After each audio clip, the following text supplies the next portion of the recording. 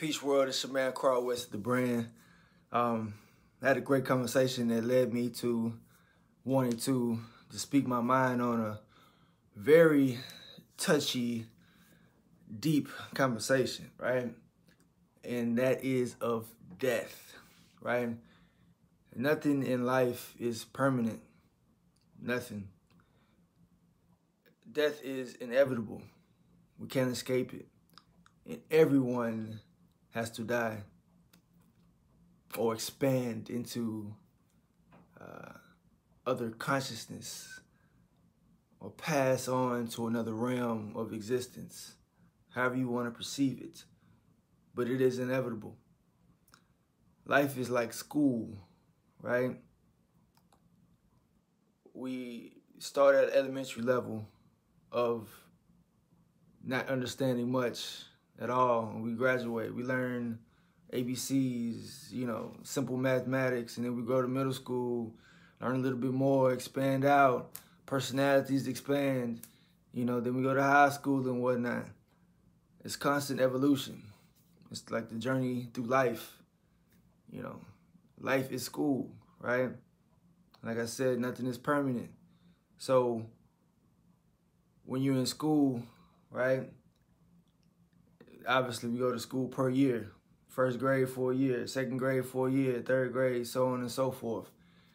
And we get used to our classmates. We get used to our teachers. And after that year, they're no longer with us. It's time to go to another class. Maybe time to go to another school. We have to separate. It's constant evolution, constant change. I was speaking with a woman that had different perception. And I think a lot of people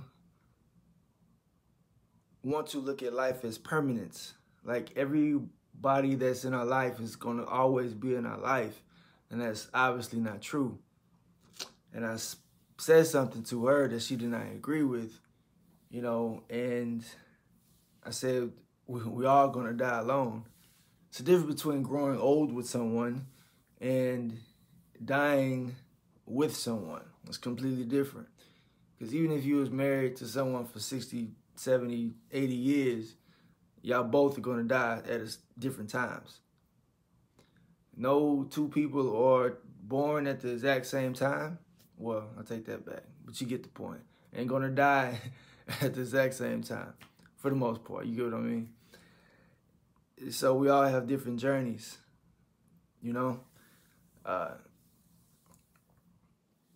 That's just part of life. And I guess the deeper thought is not even what's the purpose of life, but how do you deal with life? How do you deal with change? And once you understand that change is inevitable, meaning nothing will be the same. Nothing. There are going to be people in your class that are not going to be in your class the following year. It's okay. Deal with it. Like as a teacher, you may love your third grade class, but eventually your third grade is going to have to move up to the fourth grade. It's just what it is, Another conversation, another topic on this conversation that I had was about, in relation to death, is saying your goodbyes, It's like it's okay to... Okay. So the conversation was like, okay, the thing about death, this speaking from a woman's perspective, the woman that I was talking to, she's saying that it was hard for her to, let alone deal with the death of a loved one, but not being able to say goodbye, not being able to give her a final send-off, which I understand. So that's the reason why I approach every day like my last, and every meeting with the loved one as if I'm not going to see them again. As long as the meeting was beautiful, I expressed love, to them and they express love to me, we had a good time, they know how much I care for them, then I'm okay with that. It doesn't matter if I talk to that loved one, you know, in several months and several years. It's like I have comfort knowing that our last interaction was peaceful. It doesn't have to be literally moments before their, I'm gonna say passing, you know, because you truly just never know when you're gonna be with someone for the last time. We take life for granted. Like I said, nothing is permanent, nothing is guaranteed. So we should live life like that. Everything is evolving. No 2 days are the same. But it's a lot of people that literally try to fixate life and try to make everything permanent, and nothing is permanent. It's a constant evolution. And guess what? Just like I said, there's a lot of parallels between school and life. This whole life thing is a test, right? Whether you believe it or not, I'm a strong believer in reincarnation. And if you don't fulfill your life's purpose or mission, then you have to come back and repeat, just like school, right? So you have to, you know, if you don't study in school, you don't listen to your teachers, don't pass your test, then you have to repeat that grade. Just like life, in my opinion or my belief, that's the same situation. It's the same thing. You got to come back and do it again. That's life. So what are we truly here for, right? And just because it just came to my mind is like we have multiple subjects in school. You know, we have the math, we have the social studies, we have the science, you know, so on and so forth, different subjects. And we can't just master one subject, we got to master them all. There's many different layers to life, just like there's many different layers to school. And we can't, guess what happens if you got, let's say you got 6 subjects in school, right? And you mastered 4. Are you going to graduate? The answer is no, obviously.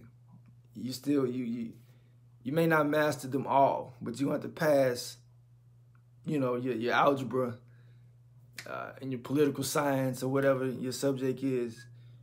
You got to have balance. And if you don't pass all your grades, you have to repeat. So, I got, like, you see what I'm doing. I'm trying to draw similarities between life and school, which, like I said, is that's what it is. We're in school. What are we learning? What are we learning? What are we doing? It's for our soul's evolution, our soul's experience. Only thing that is forever is our soul. Our body is temporary. This vessel that I'm using to speak to you is temporary. Change is inevitable. The way my beard looks today is not going to be the way my beard looks tomorrow. The way my voice sounds right now is going to be a little bit different later on. I'm 35 years old. When I turn 40, I'm going to look different. It's just inevitable. It's change. And I had something good to say. Man. But it may come to me a little bit later. I don't know, and I don't want to get to rambling too much. This is why I wish I had some dialogue, somebody to kind of ask me questions, or because to get things going, I'm just kind of like in my head. But don't get too fixated with life. Oh, booyah. My main message, right? So this is how I look at death, right? Obviously, it's extremely sad. We miss people when they're gone. Your loved ones, whether it be, now you're going to speak about relationships, but just thinking about literally someone leaving this existence. My favorite analogy that I use to exemplify this is that, let's say me and you, whoever's watching this, are working at a dead-end job. Let's say we work at McDonald's and we're getting paid $10 an hour, right? Getting paid $10 an hour. We've been working at McDonald's for 10 years. I love you. You love me. I love seeing you at work. You know, time flies when we together. You know, we laugh, we joke. You know, we comfort each other, everything. We love each other, right? But then one day, I come in and say, you know what? It's time for me to go. I got a job working at, in corporate, you know. I work at Exxon.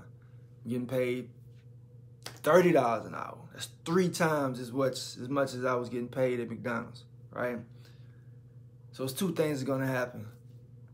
You're gonna be happy that I got the promotion. You should, because you're my friend. You're happy for me, but at the same time, you feel sad because I'm leaving you. It's a 50-50 thing. It's like bittersweet. And the way I look at it is very selfish of you to be too sad. You should be happy for me because I'm able to live a better life and provide for myself or my loved ones or whoever, you know. I'm able to live a better life, simply put. So why are you truly sad?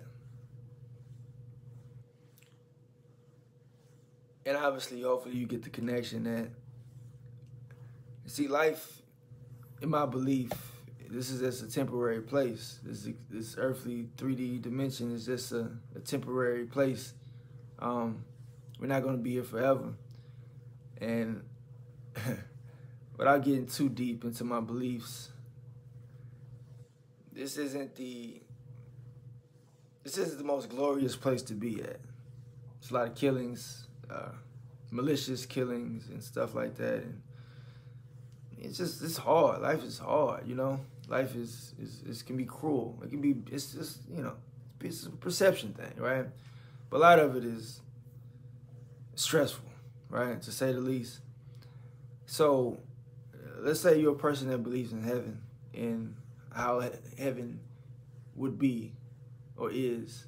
It's this beautiful, glorious place, you know. No stress, no hurt, no anxiety, right? So if your loved one passed to this place where they're no longer hurting, they're no longer suffering, why are you mad? Why are you sad? Because they no longer have to deal with the shit that we dealing with on this planet, on this earth. They don't have to walk around with masks on, you know what I mean? They don't have to wake up early. They don't have to be in pain. They don't have to go through this shit no more, you know? So why aren't you happy for them? And I believe it's part of selfishness that we won't celebrate their life that they had on earth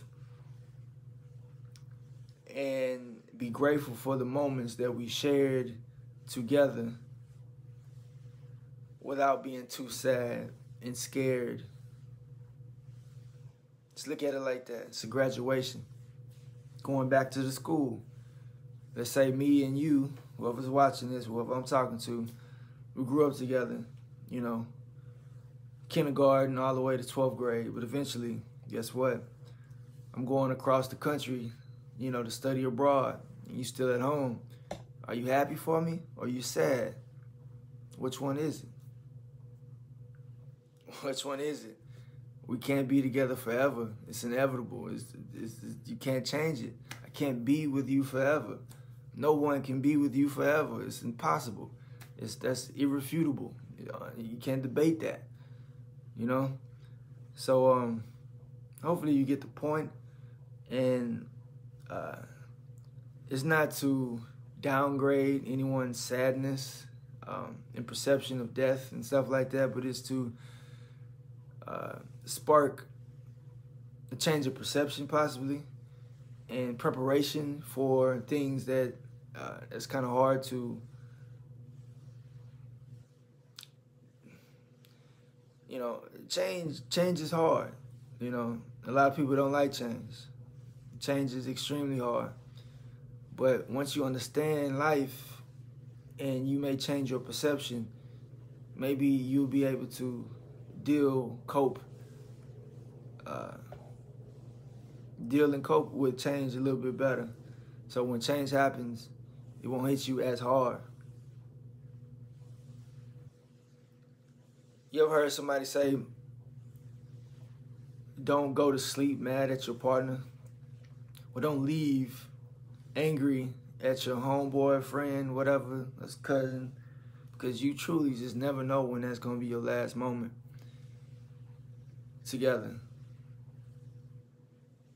Because if my friend, let's say Dominique, if they pass, and the last time that me and Dominique spent time with each other, it was a good time. We had a blast. It was just bunch of just good times. So when this person, Dominique, passed, I won't be as mad because Dominique knew I loved them. Him or her, Dominique can be, but it's an imaginary person. You get the point.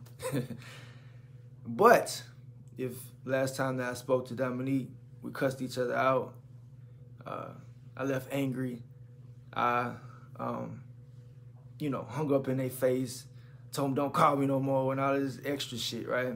When they pass, I'll be so resentful because deep down I love Dominique and I wasn't able to express myself right. You know, I was speaking out of anger, temporary emotion. So then I would be extremely mad, or situations like, Dominique been reaching out to me, trying to spend time with me, but I hit ignore. I say I ain't got time. Maybe next week, maybe next month. And then that person passed. I'm gonna feel some type of way, Damn, this person been trying to reach out to me. I didn't know what they was going through. What if they even commit suicide, Like, damn, I could have helped them. That's when I would feel remorseful. That's when I would feel angry. That's when I feel sad because I wasn't able to help them or spend time with them and So for me, it's mainly about showing that love, spending that time while we have someone in our lives, and regardless of how long it is, it's quality. It's quality time, and that person knows. I got friends that I haven't spoken to in 5, 10, 15 years, but the last time we spoke, it was all love. So guess what? That love ain't changed. If that person passed, they know I love them because, you know what I mean? That didn't change. So that's that. Hopefully you get the point. It's just like,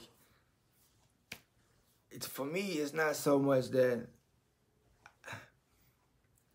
I would be mad that I didn't get a final send off and I haven't spoke to that person in so long. It's more so, how was our last conversation? How was our last meeting or interaction that I would think about? And that's what would be. You'll literally go into a place where, like, damn, I don't care if it was 17 years ago. You have that moment that y'all spent at the park, club, whatever y'all was at, family gathering, like, damn, it would feel like yesterday. And if it was love there, and when y'all left, when y'all parted, y'all shook hands, hug, kiss, whatever, that's the moment that will live with you forever. So I'm going to end it with this. That's how I would encourage each and every one of you to live life. Don't leave your partner angry. Don't go to sleep mad. Express yourself to your loved ones, parents, kids, because you never know when that's going to be the last time you see them, hear from them. So, peace. This isn't really just, we talking about death and stuff. I don't want it to feel sad. It's just more so live life. Live life. Right now, in each and every moment, you know, nothing lasts forever. So spend time with your loved ones and tell them how much you love them. All right? Peace.